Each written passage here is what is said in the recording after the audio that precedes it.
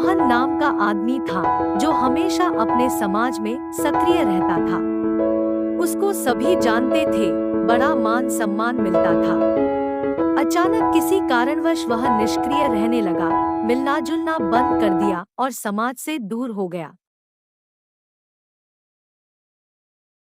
कुछ सप्ताह पश्चात एक बहुत ही ठंडी रात में उस समाज के मुखिया ने उससे मिलने का फैसला किया। मुखिया उस आदमी के घर गया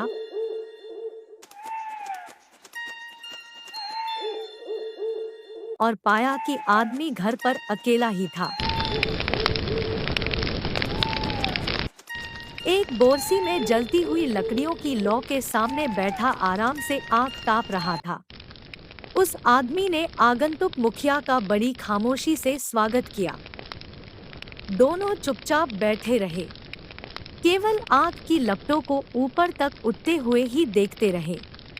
कुछ देर के बाद मुखिया ने बिना कुछ बोले उन अंगारों में से एक लकड़ी जिसमें आग जल रही थी, उसे उठाकर किनारे पर रख दिया और फिर से शांत बैठ गया। मेजबान हर चीज पर ध्यान दे रहा था। लंबे समय से अकेला होने के कारण मन ही मन आनंदित भी हो रहा था कि वह आज अपने समाज के मुखिया के साथ है।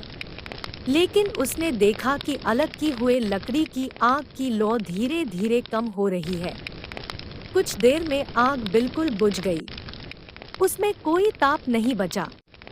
उस लकड़ी से आग की चमक जल्द ही बाहर निकल गई।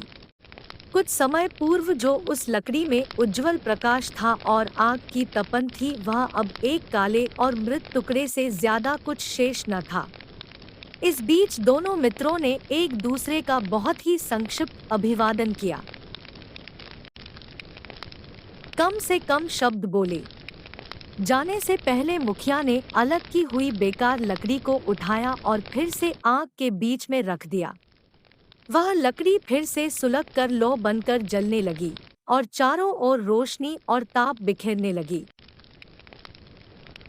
जब आदमी मुखिया को छोड़ने के लिए दरवाजे तक पहुंचा तो उसने मुखिया से कहा, मेरे घर आकर मुलाकात करने के लिए आपका बहुत बहुत धन्यवाद। आज आपने बिना कुछ बात किए ही एक सुंदर पाठ पढ़ाया है कि अकेले व्यक्ति का कोई अस्तित्व नहीं होता। समाज का साथ मिलने पर ही वह चमकता है और रोशनी बिखेरता है। समाज से अलग होते ही वह लकड़ी की भांति बुझ जाता है। मित्रों, समाज से ही हमारी पहचान बनती है। इसलिए समाज हमारे लिए सर्वोपरि होना चाहिए। समाज के प्रति हमारी निष्ठा और समर्पण किसी व्यक्ति के लिए नहीं, उससे जुड़े विचार के प्रति होनी चाहिए।